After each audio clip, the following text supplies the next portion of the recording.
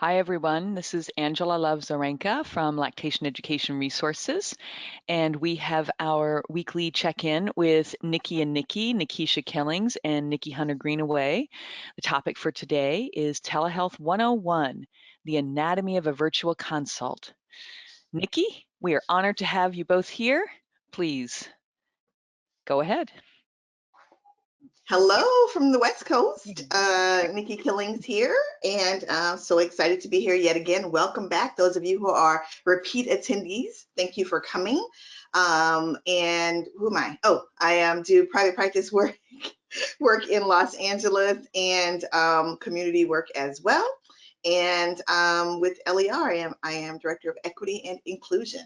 And of course, I am co-owner of Nikki Lactation Career Consulting with the lovely Nikki Hunter Greenaway, who's here with us today. Hey y'all, I'm calling in from New Orleans, Louisiana.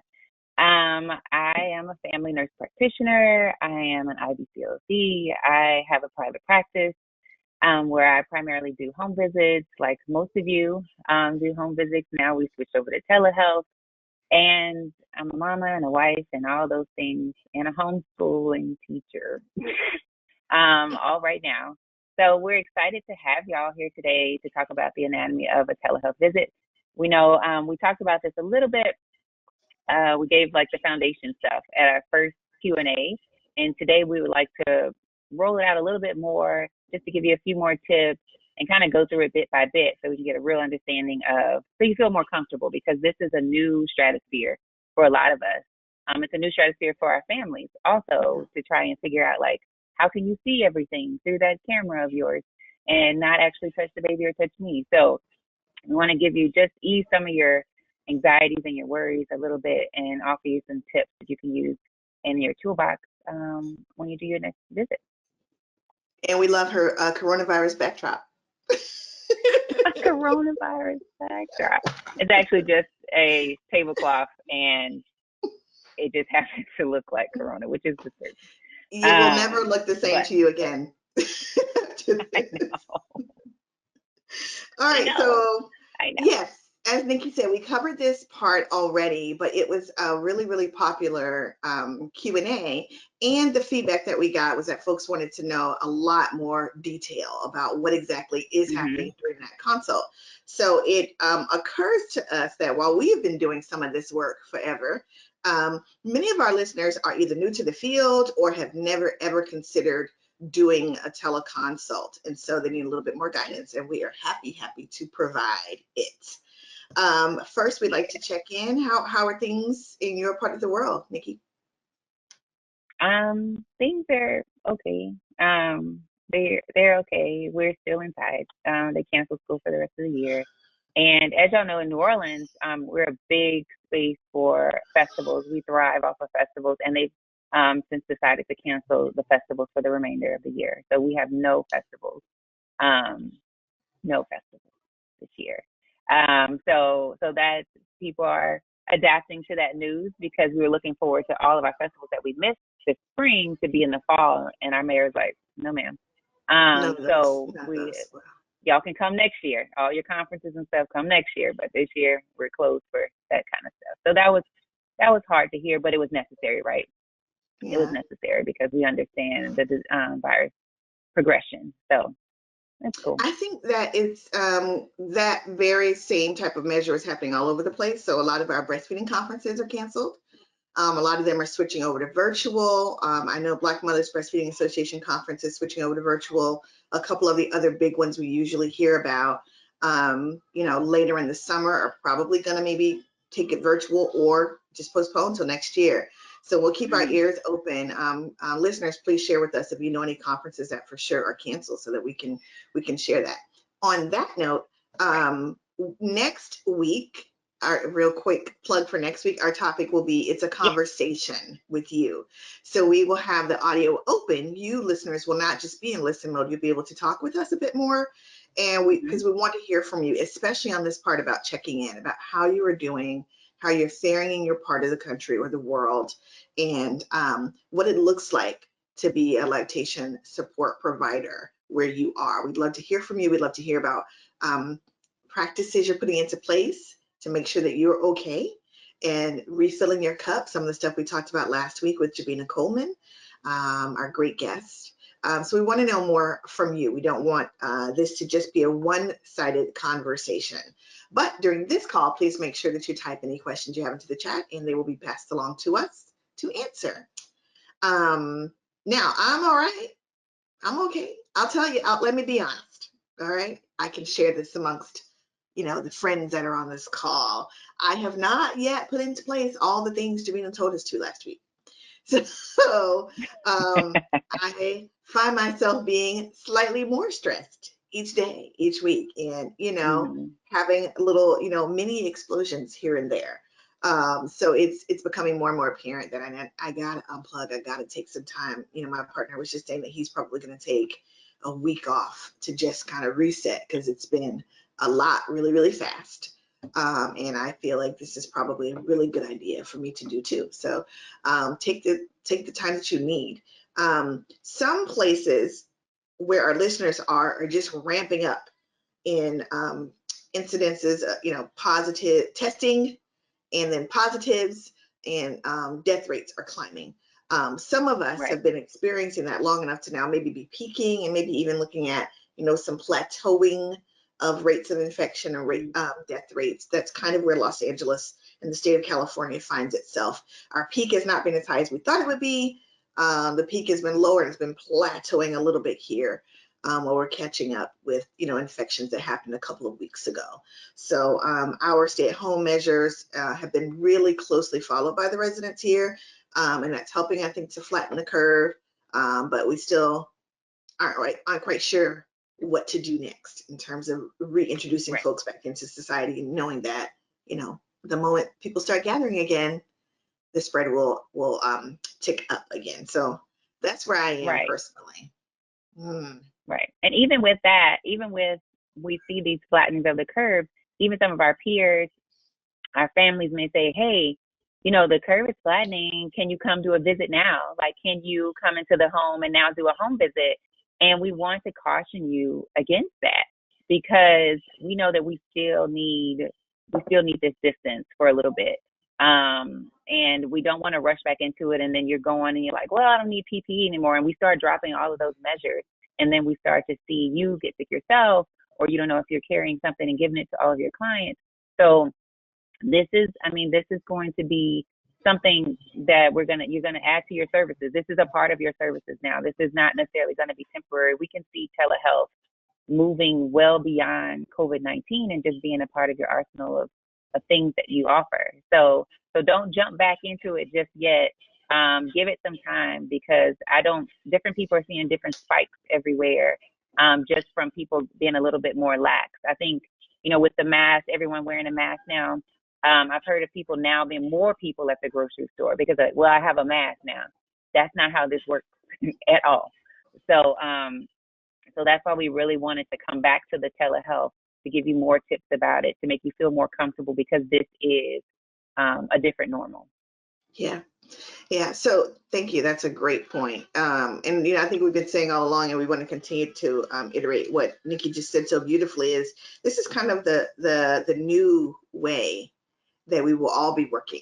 Some things that we've learned, that we've adjusted to, some changes we've made through the last several weeks will go away. Some of the stuff we won't experience any longer, like, 6 foot, distancing between folks in public. That thing won't last forever, but telehealth and teleconsults and the way that this has been ramped up will always exist now that we've turned this corner. And so you want to make sure that you are providing excellent care in the same way that you were providing excellent care in person, doing so now through this means. That said, my mantra is not all teleconsults are created equal. And I say that because some of us who've been doing this work in person and only in person for all of this time, now to just switch over, pop open a laptop and start seeing clients using the same methods is not going to be as effective as you think. You got to do a lot of things differently, right? So that's why we're here today, to help you make sure that you are adjusting to the medium, adjusting to video conferencing, video consults in a way that makes sense to the parent, to the dyad that you're supporting, in a way that is most effective for them. All right. Right. So we let's start with scheduling, right? So how do Right. parents find you? Right. How do they find you? How do they even get on your calendar? So scheduling for me looks like I use Acuity. Acuity integrates with my Google Calendar. Families can go in there. I think I was telling Lydia, LA, about Acuity and how you can integrate all of these things, where it hooks to your Google Calendar, and then if you're using Google Suite and you have Hangouts, the link is already there and it already adds conferencing for you. Okay, so under there, with Acuity, you can do like little intake forms. And it's not necessarily an intake form of where you're getting health information, not like real deep down health information, like past medical history. You're just getting like their name, their phone number, their address. If you're accepting insurance, you'll go ahead and ask for their insurance information because you want to confirm all of that ahead of time before your visit. There's a lot of front office work. And when I say front office, I don't mean that you have to have an office of people. I mean that just for you to do. There's a lot of front office stuff to prepare you for this visit. So when you start that time, when you click on, then it's time for the visit. There's no like, oh, show me your insurance card and all those things, because that's taking up time. So that's why the scheduling ahead of time, having a means for them to schedule on their own, and just having a little space where they can give you some information you need to create the visit, to prepare for the visit, given like, what do you hope to accomplish from this visit? That's an important question that I ask during that little intake form that's attached to Acuity. What do you hope to accomplish from this? And have you sought any other lactation help? That'll be important, especially if they've already done a Zoom before. I got a call a couple of weeks ago and they were like, I really need a home visit because these Zoom calls are not working. Well, under there, like we just talked about, not all of the Zoom calls are the same. Just like even in person, some people go to multiple lactation consultants doing home visits. And I'm like, those are not the same. So think about it the same way when you get that answer, is that they're not all the same, but you do want to know if they've received care before, a telehealth visit before. That's a great question. I love that. I have booking capability through my website. Folks can just sign up for a slot, register themselves, and then I get a quick little note with, this time slot is taken, and this is, who the person is, this is their contact info. Right. And then I start to email or text them back and forth regarding the consult, what their expectations are, some of the questions Nikki's asked. And then I email an intake form to them to be done in advance. Now I do that. Before, I used to just run through my intake questions really quickly at the beginning in person. We don't have the luxury of keeping a person on a video call for hours and hours. They are interested in getting right to the meat of what the issue is. So the better able you are to get intake forms and a lot of questions out of the way before the consult, the better. I recommend, at least. Right. Right. Real quickly, I've done different talks, different places about intake forms and care plan forms. And, if you haven't looked at your forms in a while, take a quick look-see back over them. Make sure they are clear. Make sure they're asking only what you need to ask. Make sure that if this is important to your audience, that you remove references to gender, if necessary, if that makes sense for where you are. Take a look and make sure that they are refreshed and they make sense right now. It's a and great it flows. time. And it flows. Right. Yeah, I often like to pass them off to, hey, can you take a look at this? To colleagues or friends. Read through this. If I was sending you this, would it make sense to you? Take a look and, are these questions that you'd be comfortable answering? Is it quick and easy, or is it a burden for you to go through this, before you have a consult? So try to bounce that off with someone before the consult, and try and do a little bit of practicing of the video consult before it happens.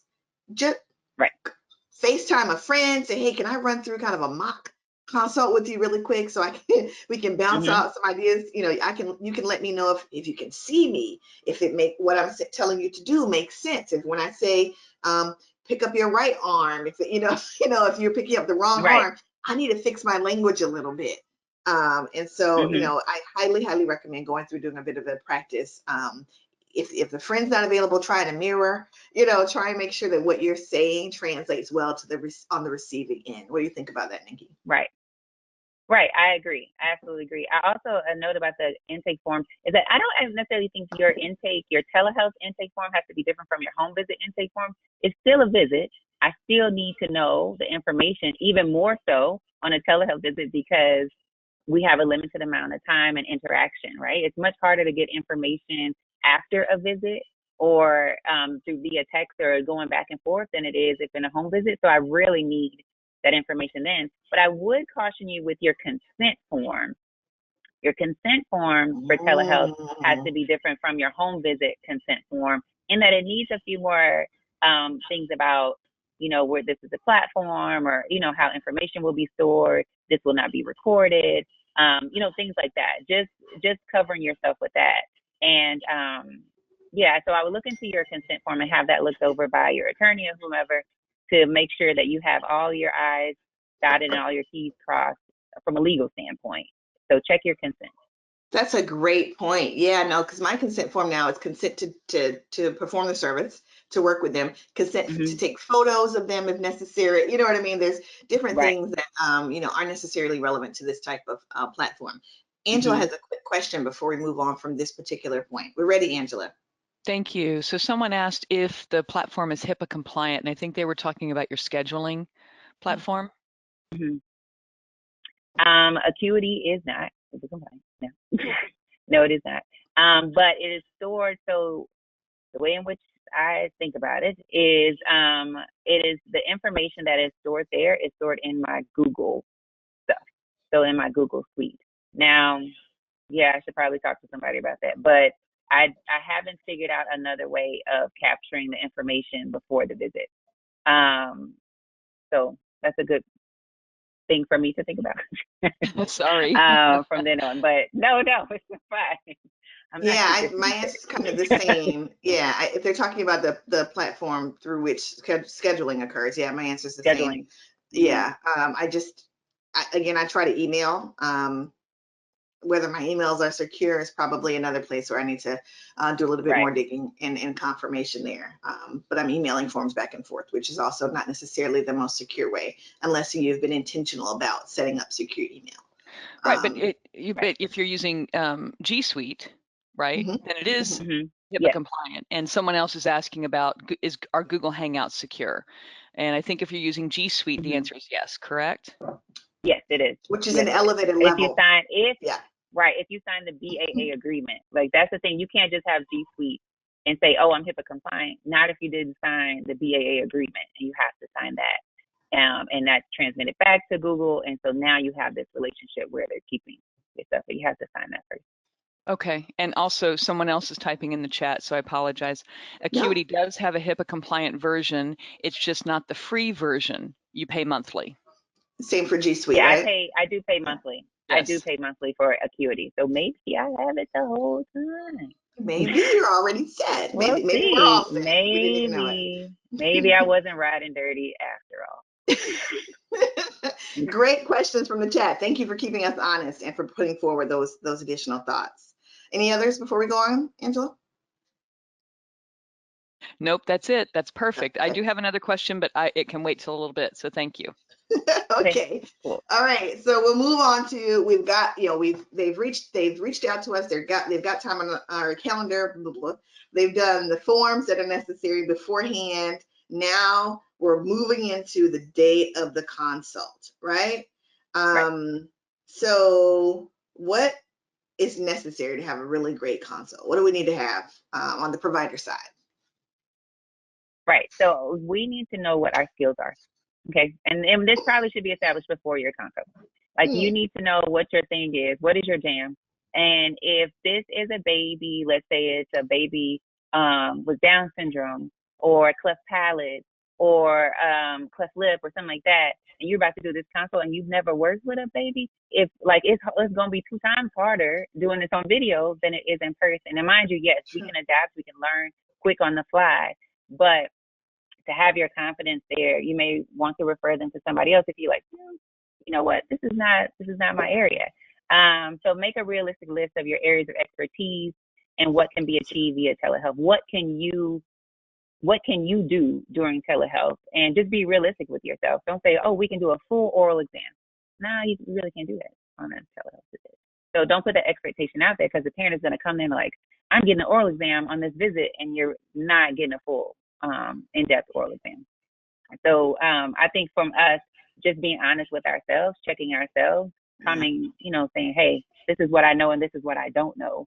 Obviously, you don't post it on your website, but just internally, you say, hey, I don't know if I feel comfortable doing this way. Maybe I should come to a colleague or someone that knows a little bit more than me. I think that's a great idea. This is not the time to start to embark upon learning how to support new types of issues. This is not a great time for that, right? Here's what you can do, though. You can invite another colleague in. Once you gather permission from the parent, say, hey, I understand your question is about a baby with this particular issue. I don't have as much experience with this as my colleague so-and-so. Is it okay if I bring them into the consult? Nikki, you said you all have done that before in New Orleans. Yes. More than one provider on a call. Right. Yeah. Or refer out. If it's way beyond, above your head, it's above you now, go ahead and refer. Say, hey, you know what? This isn't my wheelhouse. Let me get you time on, this particular colleague of mine's calendar. She can better support you. She or he. For sure. In this area. Yeah. I think that's an excellent point. Another thing to include in your consent, all right? To making sure that they're consenting to it, but also at the beginning of the call, remember how we talked about it? We have another colleague coming on, we're just going to give it another set of eyes. And I think this will be really beneficial to providing some true holistic care for you today. So please include that in your consent, and then reiterate it again at the beginning of the call when all these folks come on and the parents like, oh, I didn't realize these things. So Yes. So get those forms, make sure there's clarity up front in terms of whether or not you have the skill set to support the parent. If you need to pull in someone else or refer on, do that. Make sure you have a device that's conducive to supporting a parent in this way, all right? Smartphones are great. Even better is a tablet or a computer that has a large enough screen that you can kind of set it up and be hands-free so that you can support them, model for them, show them, stand up, sit down, do whatever you need to do, and not worry about trying to do it all, through a small screen. And I will say that I got this cool little tripod thing that for your phone, you hook it right into there, and it can sit up on your desk. That can be an alternative to holding the phone, different ways where you can have all of your props sitting next to you, and that can be on a tripod. I think that was a Amazon Lightning deal for like $12. So that's a great idea. That's another thing also. Yeah. So whatever device you are using, hopefully has camera capability so that you can see the person and be seen. If the parent on their side doesn't have camera capability, this is probably no longer a teleconsult, it's probably a phone consult, which is a different skill set. There's a different thing happening here. If they don't have the ability to see you, they can send you videos back and forth. I've done that just this week. Hey, this latch doesn't seem right. Here's a video of me trying to latch baby. How can you give me feedback? And talking to the parent through that. But that's not the same as a set teleconsult with a beginning and end time, right? So that's where we are, what we're talking about today. So that device, ideally, you can be hands-free and you can be seen really, really well. Angela's got another question. I see you. Just a moment, Angela. And then make sure that you've got great internet connection. The last thing you want to do is drop the call while you're helping someone. It's happened. It's happened.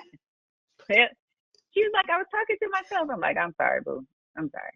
Yeah. But here's the best internet. The best internet connection for you is being hardwired right into with the Ethernet cord. It's the best connection. I mean, if your home is like my home, where multiple people are online right now doing homeschooling, and my partner is doing Skype business, like everyone's on. So I need to make sure that I have the strongest possible internet right now. So I'm hardwired in. But another thing is, in the event that this does fail, I have called, like, just like with this call, using my phone. So I can still, even if I lose the video, I can still hear the audio while I'm getting the video back up and running. And that's just something that I figured out through trial and error. Like, have another way of hearing it. So because when this fails, when the internet fails on your computer or your device, everything goes. The It's video gone. goes and the audio goes. It's all gone. That's a So make great pro sure tip. that if you Pro can tip. do it another way and have it on your phone so you can keep your audio while you're trying to navigate and get the video back up. And you can still talk to them like, hey, I'm right here. I'm trying to get my video back up. Just bear with me. So that's just something that I've learned in these 5 weeks of trial and error with Zoom and Google Meets and all that kind of stuff. I think that's a great idea. Just so you know, LER is going to be putting out some fact sheets by the end of this week, and they will sum up the components of the teleconsult, as well as what are some provider must-haves and parent, nice to haves during a consult. And then we'll talk about on there, we'll list one way at least that you can check your connection. It's speedtest.net is a great app or site. There's other ways you can go to test your connection. So you know in advance, hey, I got some issues. My connection is tripping. I need to do this a little bit differently to support this parent today. Right. Hey, need help? This happens, right? So okay. All right.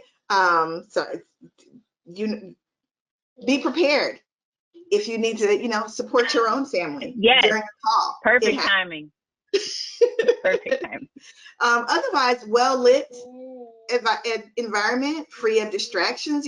We get it. We're all in a different situation now where we may have, our own other, family members, running in and out of the room, bringing you a baby, that happens. But as much as your environment can be free of distraction, it's really going to be helpful to the parent because they may not be able to get in an area that's free of distraction. So one of you. Lighting is key. Have great lighting because you don't want like shadows or things like that. But it's also even more important for them to have great lighting. One of the things that I've recently gotten is a little light clip that goes right next to my webcam. So it kind of exudes some light onto my face so it doesn't look have tons of shadows and things like that. There you go. But also I have a lamp that is over here as well, which I bring down and then I can bring it back up and it's right next to have double lights, like they're all over.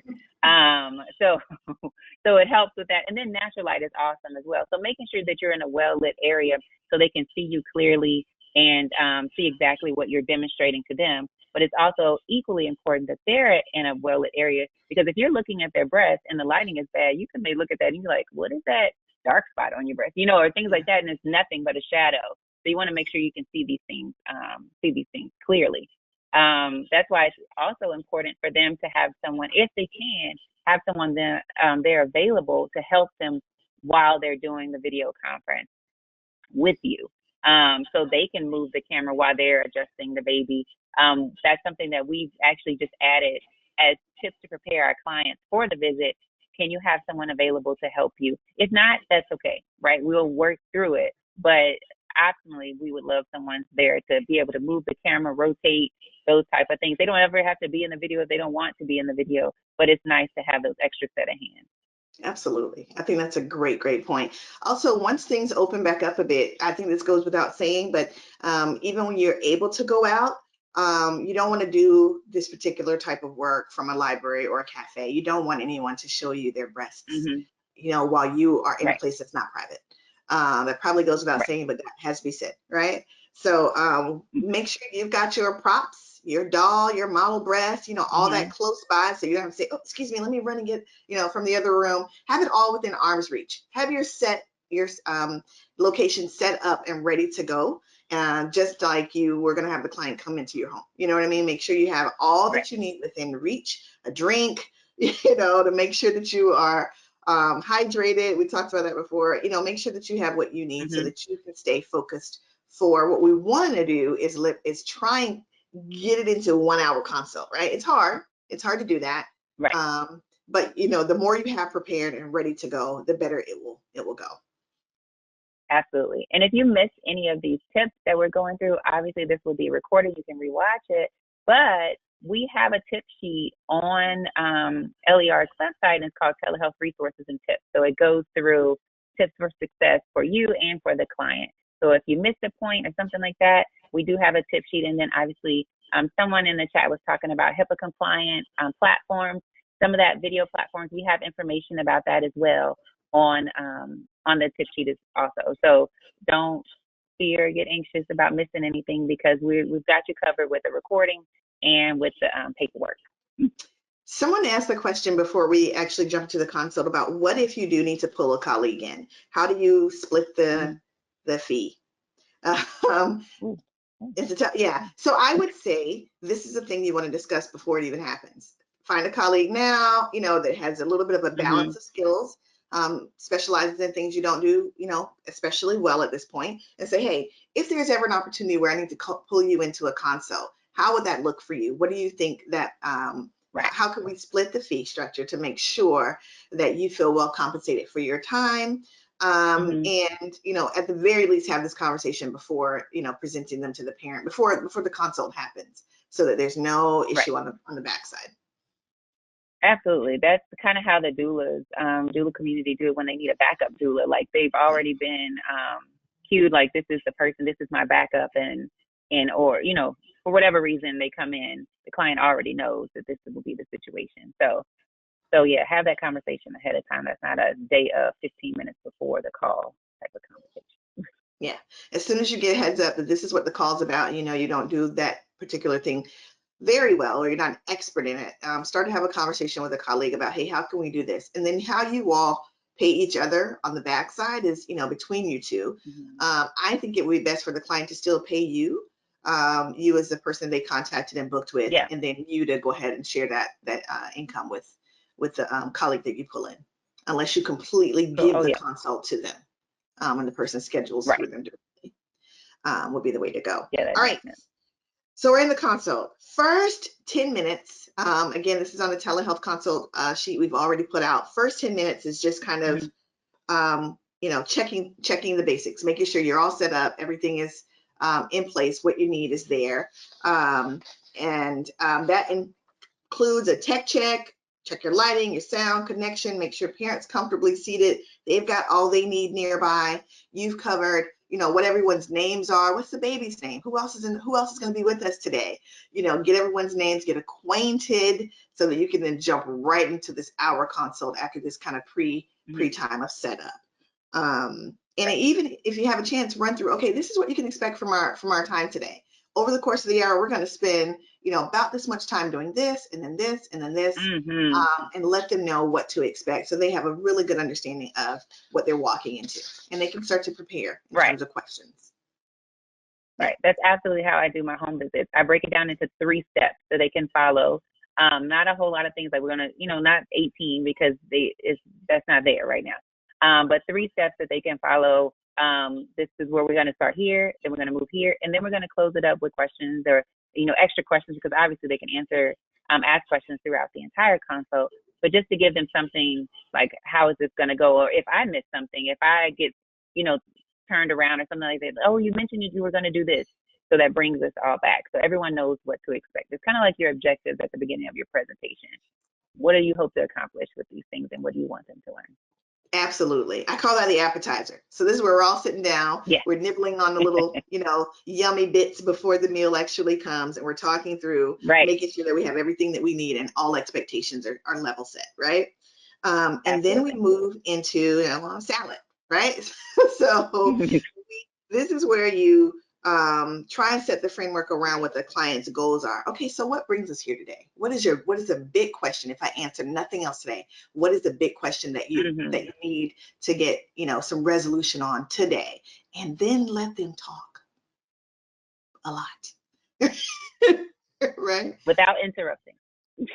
That part, so important. If you need to interrupt, just okay, what clarity, ask maybe clarity, not interrupting. If they're not sharing enough, try and probe, get a little bit more out of them, but certainly let them just share as much as they can about what the problem is and what it is they came to you for, and what it is you want to know what their goals are. One of the things I learned early on in doing peer-to-peer work was they may not necessarily be trying to reach 2 years of breastfeeding or 6 months exclusive. They may just want to get things right for the first 6 weeks, or whatever. So it's important to let them share with you so you understand and are all working toward the same goals, right? Exactly. Exactly. Yeah. So then you move to the meat of it. You've done the, Right. here's what to expect today. I've got, got you're set up, everything's comfortable. You've talked about what to expect. You've moved into, how can I help you? What is it that you need me to focus on today? What is your, tell me about your story. Tell me about how you got here, kind of thing. And then we move Hmm. into the main course, the meat of the consult, right? And this Right. is where you start to do a little bit of probing. You really want to, okay, can you tell me about the birth? What happened there? How was that? How was your pregnancy? Hmm. Breast changes during pregnancy? First pregnancy, Hmm. whatever you didn't get from allowing them to just talk. This is where you start to pull, because you need as much meat as possible to be able to, Right. assess and guide them on getting there. What else happens during Right. this time? What do you do during the meat of it? So I also want them to, I get their questionings and we go, especially if I have any questions about their intake. That's why it's Mhm. important to read that intake. It's not enough just to collect that information, but if you don't read it, it doesn't do you any good for this. Or if you're trying to read it during the visit, that's actually, again, robbing them of time to get help. So if I have any questions about the intake, like, oh, it says here that you took metformin, or oh, it says here that you had PCOS, or like all these things that is maybe pertinent to your visit. Obviously, it's very pertinent to your visit. Or they said that they had a difficult delivery and they bled for several hours afterwards. That is pertinent to your visit, and it may help you with your investigative work that you're trying to do.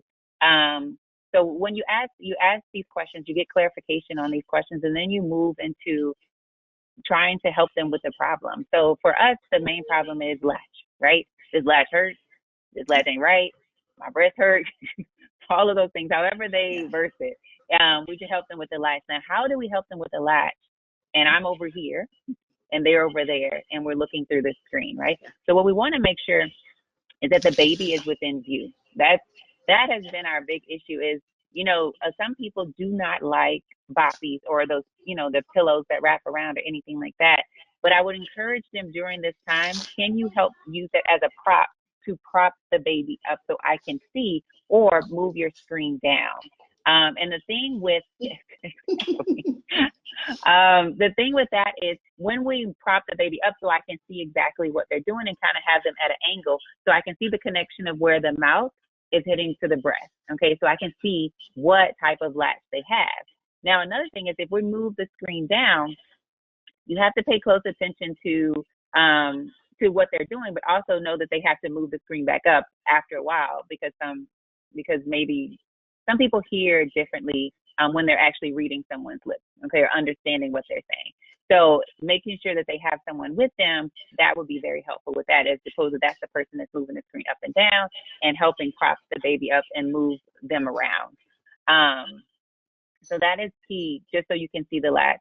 And having them make little maneuvers, or they will try this, and you can demonstrate, do a mirror demonstration with your prop that you have nearby, with the breast that you have nearby, and demonstrating to them how to do it. So. I think that's excellent. Yeah. So what I also do, well, it kind of happens naturally in my experience that around this time, it's time to feed.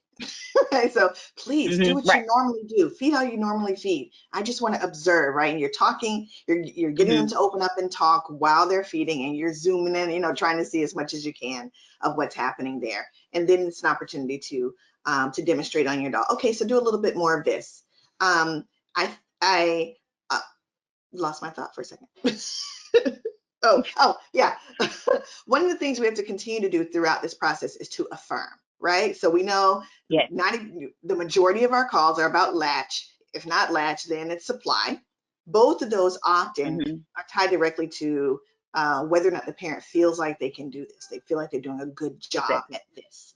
And the pressure of being someone's source of nutrition and feeling like you're not doing a good job. You can imagine Hmm. what the new parent is feeling. So it's super important to continue to you are doing fantastic. Oh, how lucky that baby is to have you as a parent who's willing to work at this until you get it right. You are doing amazing. Hmm. Oh, look how happy baby is to be with you. Oh, the baby just loves the warmth of feeling so close to you. You're doing, Hmm. continue to affirm, continue to encourage while guiding them in really clear, plain language, right? So Exactly. we Exactly. mentioned a couple times that the language level needs to be third to fifth grade, right? We don't need to say baby needs to be prone or even words like Right. supplementation maybe foreign to a new parent. You want to be Hmm. really, really plain. Oh, okay, let's try the other side now. Some grown-ups are left and right challenged, right? Directionally challenged, left and right, and they'd be Hmm. like, oh, I thought you meant, other side. Let's try Right. the other side. Let's, Right. oh, Areola. Areola can be a challenging word. Okay. Because I've told someone areola, they're like, the say what? that, come again? Where is that? And I was like, oh, never mind. Right. Let me rephrase it. So it's just a matter of we're used to talking to our colleagues or things like and being that. And I want you to just speak common language in the way in which you explain it to a person that has no idea anything about breastfeeding. Explain it that way, okay? And especially so because it is only coming across in this dimensional way of I'm speaking through a screen and you're not actually there to exactly show them. So that's why that's super important that you use plain, simple language and you clarify as often as possible. Like, tell me, did you understand what I said?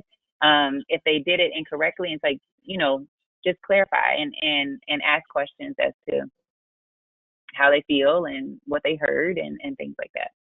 Yeah, absolutely. So there's also ways to help them to adjust in a way that doesn't look like you are, critiquing, right? So, you know what, that Right, doesn't look entirely comfortable for you. Would you feel better if you were laying down? Would it feel more comfortable if you, sat back or switch baby to other side or put baby's feet behind you instead?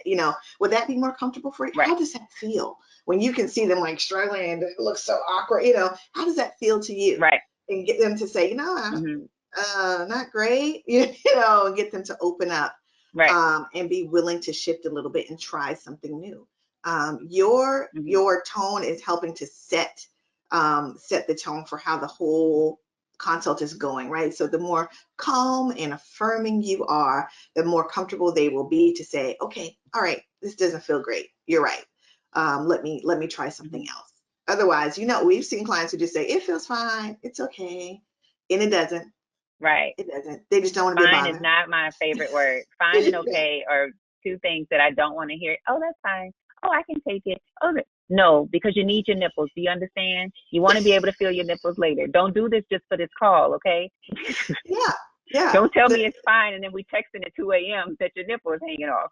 So We tell me, let's no, talk through it right now. We're going to talk through this, and we're going to adjust. And we're going to try some different positions and try some different tips and things like that. So that's why you want to establish this rapport at the beginning, saying, hey, I want to help you where I want to improve you. Like, what is your pain level, your highest pain level when you nurse? If it's a 9, where can we get you today? I would say I would like to get you down below a 5, actually, and see if we can accomplish that. And then once you've hit that latch, once you've had a session where they've nursed on one side, and he's like, how did that feel? Where are we now as far as your pain level? And don't be afraid to get feedback. Constructive criticism. I've never gotten destructive criticism. It's always been constructive, like, that actually didn't help me at all. And I was like, yeah, oh, okay. All right. yeah, Well, let me try this again. Let me try a different approach. And don't take that to heart as if anything with your skill. This is just the medium that we're using. yeah, And it's going to take everyone a while to that, whether you've had several Zoom calls or you've had one, not all are going to be the same because the people and the problems are different. yeah. So don't feel like you're done, if you're horrible at this. If a person says you didn't help me at all, like you just have to find a different way to reach this person. Absolutely, absolutely. So then that's it. That's the main course. You spend the bulk of your time, probably 30 Right. minutes, walking through what they're experiencing, trying to get a good look at what the issue is, guiding them through, Mhm. making, incremental, tiny adjustments to get to the place that feels good, that works for them, Right. and affirming the whole way. After that, The whole after time. you've gotten to, okay, yes, my pain is down to a 2. Yes, that position feels great. Oh, look, baby's swallowing. I can tell. Now you've gotten to on the other Mhm. side of that. it's time to wrap it up.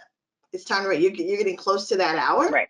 So what you want to do is make sure that you are really clear on what the plan of action is for the next few days until you touch bases again. So 3 things.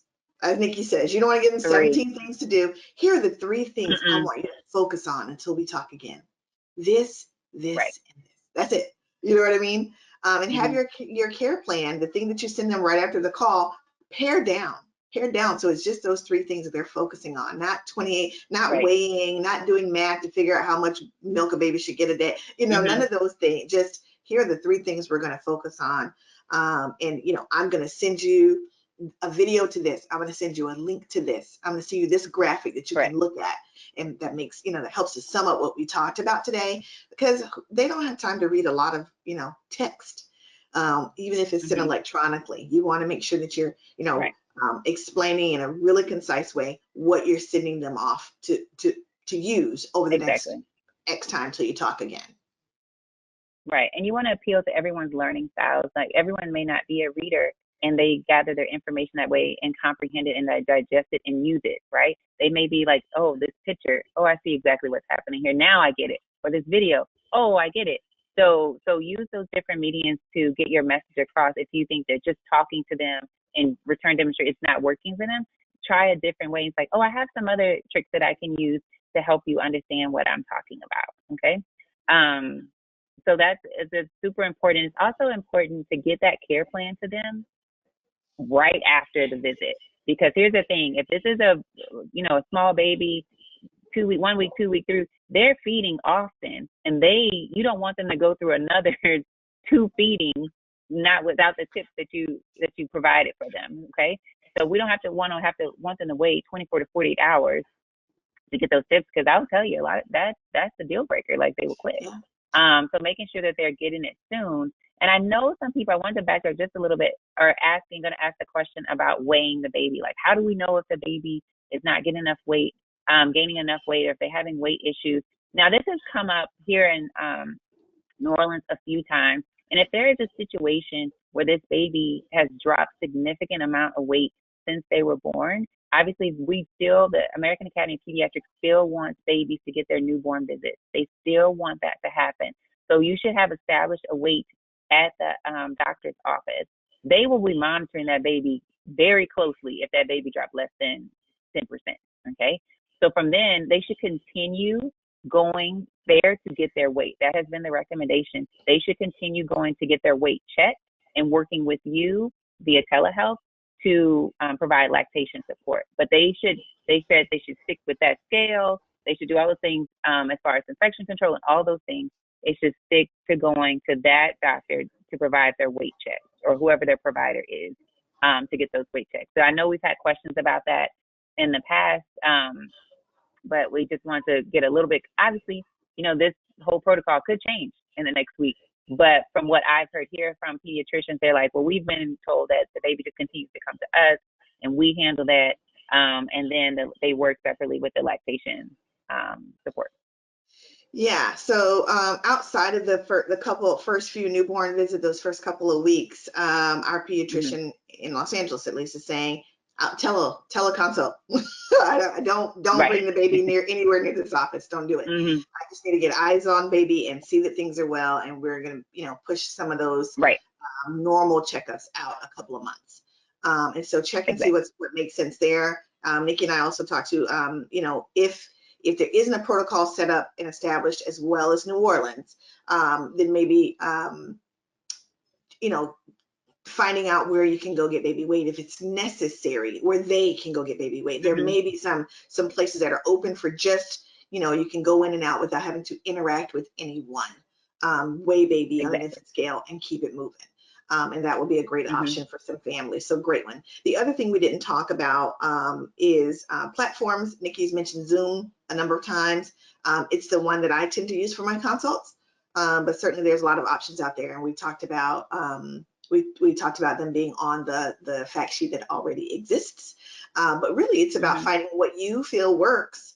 And the HIPAA compliance necessity has been lifted, or at least the The current language is that, you won't be penalized for using platforms that are not HIPAA compliant right now, but it never hurts to work in the best interest of the families, right? So if you can find something Right. that is HIPAA compliant, it will help also with continuity of service later on. So you can just continue using that same platform later on. Exactly. If you find one that is right now. So just wanted to put that in. But as we wrap up the consult, we talked about getting them a care plan. We talked about making sure that we can send them items they can use. It makes sense. They use graphics, maybe not so text heavy. You want to also make sure that you've clarified that they've understood all that you've shared. One of the tricks I use for that is, hey, can you tell me back what it is that you understood about what we what I said to you? Just, try and get them to use their own words just to reframe for you, say back to you the advice that you've given them. That way you hear from their mouths what they heard, and it's often not what you said. So this would be a great time before the call-ins to clarify any parts where they are just, one example I often use is, I say feed baby on demand, anytime. You know what I mean? That says to a parent, some parents take that as when baby's crying, frustrated, frantic is a great time to feed baby. No, we all know that is the end of the line. Baby's probably too worked up then to eat. They've waited too long. So we need to talk about feeding cues then. Other parents take that advice as, I need to sit up in a chair all night, be ready, I shouldn't lay down, you know what I mean? And they set themselves up in a really dangerous position to be at baby's, every little wince. So that means sitting up in a chair instead of laying down, and sitting baby, sleeping in a recliner with baby, so they can make sure that they're available to baby. That also is not the advice you're giving. So you want to hear it in their words, let them frame it back to you so that you can clarify any parts where they may be taking your advice out of context or not quite following it. It works. And then you end with affirmations. You're going to be great. You're doing amazing. You're doing amazing. Just keep at it. You'll get your rhythm. It will all line up eventually. Oftentimes it takes, 8 weeks before it feels like second nature, but boy, you are well on the way there. I see it. You guys are doing fantastic. End with affirmation, answer any final questions that they might have. Ask them how it went, as Nikki says. Is there anything I could have done better today? Yeah. All right. Right. And I like to encourage them, and tell them, I am not leaving you. This is not the last time I'm going to speak to you. I'm going to continue. I'm going to follow up with you to make sure everything's okay. And I don't know why, but that surprises all of my clients every time. They're like, wait, I can ask you questions still? Yes, of course you can. I'm not going to leave you, with all this information and this new skill and all this stuff, and then not follow up. Of course I'm going to follow up. So making sure that you tell them that, because some folks just don't know. They don't think that, they hit a rough spot, in 24 hours, they're like, well, I mean, the visit is over. She gave me the things. I'm just going to look at the instructions again. You're like, no, you can reach out. Now, obviously, it's based on your practice, right? So with my practice, I have a week of Nurse Nikki on call, where they get text and email support afterwards. You have to set that up for your practice, knowing that this is how I have with home visits or telehealth, that I'm available to them. And obviously that's including your price and all those kind of things, to do what works best for you and your space. Yeah, I have the same for 2 weeks following the visit, knowing that I've already set up to talk to them again in 3 days. I plan to talk to them again in 7 days. You know what I mean? I'm going to keep calling them and get on their nerves maybe, even if they're not reaching back out to me. But yeah, at the end is a great time to reiterate, I'm here for you. I am here for you. I'm at your disposal. And this is how you best reach me, right? Make sure they've got all the contact information. They don't have to go back through your website, to find how to email you, any of that stuff. They know directly how to get in contact with you for the duration, as long as they are able to reach out back to you. And that's it. You wrap it up. All right. That's it. Don't be the first to hang up. Let them go. Yeah. Don't be like, click. And they're like, I have one more question. Yeah. But so that's it. Any Angela, questions, do you have Angela? any questions for us?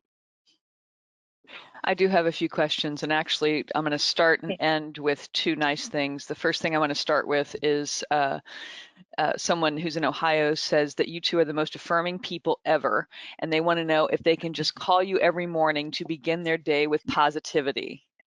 So there's one happy thing. Oh, There thank were a lot of you. questions about the weighted feeds and Billy checks and baby getting enough. And I know you've addressed it previously, so thank you for bringing that forward again today. I think that is Hmm. something that we're all concerned about. We all want to be that support network for these babies and the parents as they're trying to figure all of this stuff out. There were a couple of Hmm. questions about um, care plans and templates and where you can find them, sample care plans. And, I know that LER has them. I'll let you all address and see who else also has them. But one thing I want to just comment is that I was chatting with a colleague yesterday about the differences in care plans and how, for example, a Hmm. care plan for engorgement, some people may put every single thing you possibly can do for engorgement, and that's a care plan. But yet I Hmm. feel that, it's important to give a tailored care plan, a custom care plan Right. for what that person Hmm. needs in that moment at that time. So what is that something that you all follow as well? Yeah. I Yeah. write it just like I would a script. So it's on some pretty Nurse Nikki paper, and that has my contact information on it, and I write it out. Or I've made a template, just like a thing on Canva where it has my name at the top and contact information, and I type out exactly what I want and kind of like find like a little picture on Canva and put it next to that thing, or find a picture that complements what I'm saying. So they have pictures and words, and I send that as their care plan. So my care plans are pretty much tailored for everyone, and I follow up repeatedly, giving them information, and I send the videos, like the Stanford expressing breast milk video and things like that. So. I tend to agree. Yeah. And I did a, thorough kind of research into or investigation or I don't know the right term into what a lot of our colleagues are using for care plans, and came down to at the end I decided that the best thing for me in my practice and what I recommend to colleagues is exactly what Nikki said. You know, as bare a sheet of paper as possible, one sheet max, and make sure Mhm. that you really are just giving direction that's relevant to this dyad for the short term.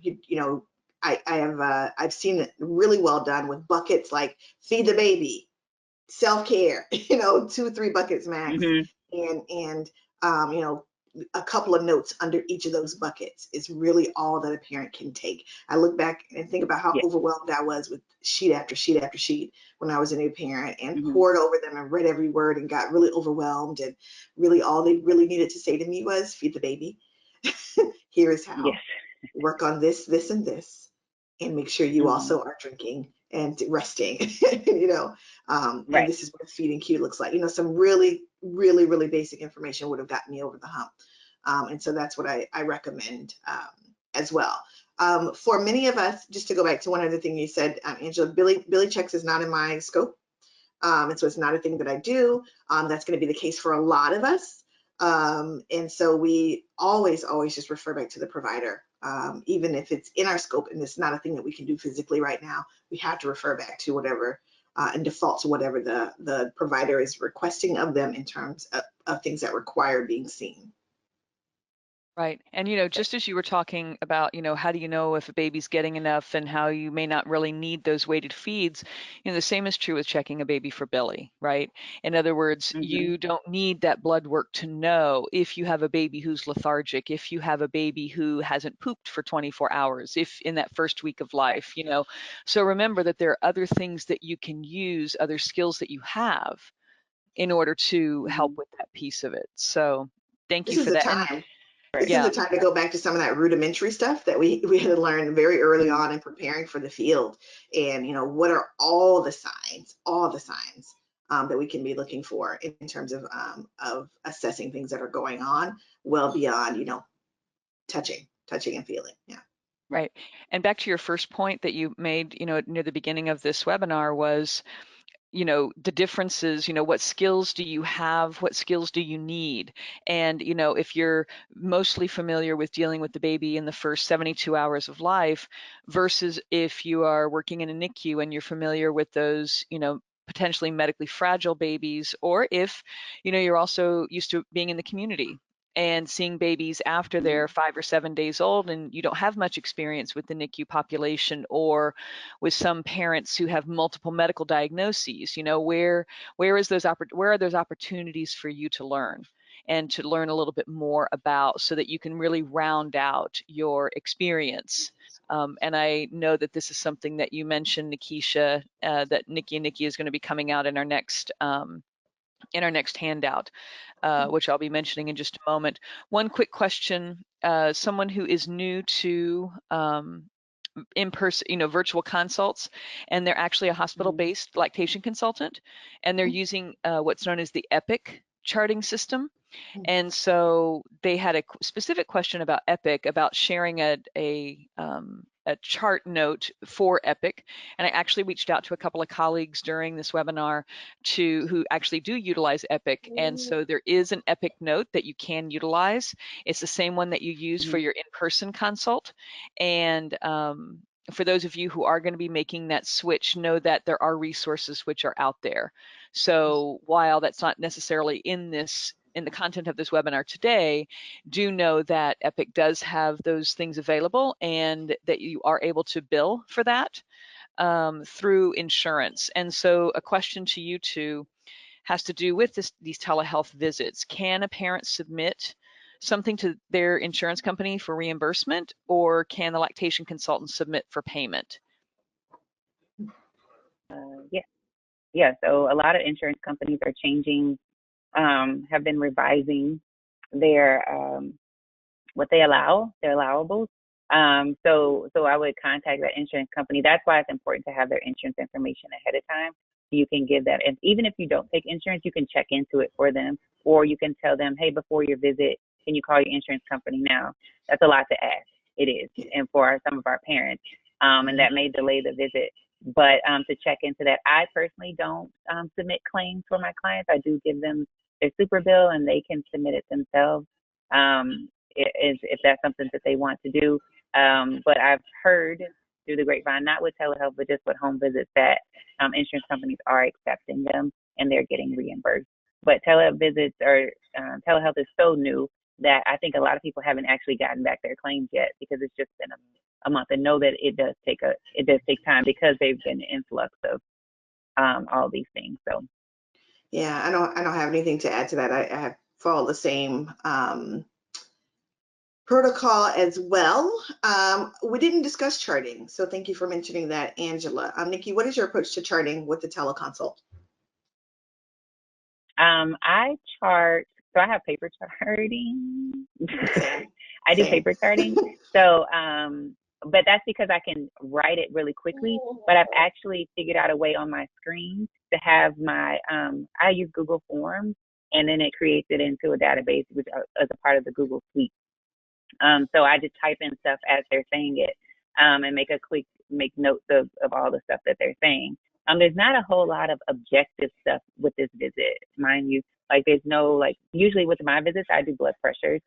That's my scope, and weights and things like that. But that is not on that thing. Now you can create a form that's very objective for you, and you can check, and you can scan it and put it into your chart. But keep in mind that that's extra work for you. Like, how much work do you want to do? So you can do it very simply, but also making sure that you're keeping their documentation safe if you are doing paper charting, and safe if you are doing an EMR. And there are tons of EMRs out there, electronic medical records, that there are some specifically for lactation support, and there are some that are broader and they have templates and stuff. You have to figure out what works best for you. Yeah, I think we both recommend Annie Frisbee and the paperless IBCLC programs. She's amazing resources that I often refer to. So if you are new to this, spend some time on her website. Paperlesslactation.com, I think is the website. Yeah. And she has a whole chart, grid of what EMRs and the pros and cons of different EMRs and how much they cost, and and things like that. So it's really cool. And if you can, and it's for purchase, but I think it's nominal fee for just to get that information. Save you a lot of time trying to go through and make your own spreadsheet of all those EMRs. It's true. And she's got some great free blog posts if you want to go check those out. True. So that's all I've got today. Angela, any more questions for us? No more questions, but I do want to just make a few statements here. So first of all, the content that is being developed by Nikki and Nikki, the previous content is actually on our website. We've got 3 fact sheets which are there, which are super helpful. And we just translated those into Spanish. I expect for those to be up in the next 24 hours. And the content that they created, which you all presented today, which was so helpful, is going to be turned into a guide, probably Telehealth for the Lactation Consultant. So that is going to be turned into a guide. And someone else mentioned that this is absolutely their favorite weekly meeting. They've been to all of these webinars and they adore them. And they also want to provide you both. This is Sarah Mitchell, who is a certified professional midwife and a licensed midwife in New Mexico. She wants to give you a shout out for Black Maternal Health Week.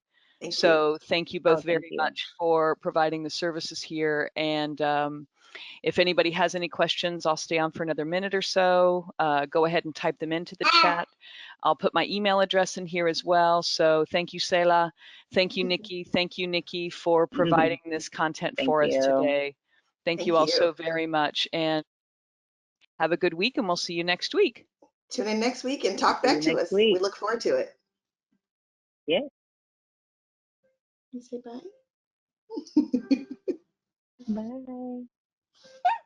Bye.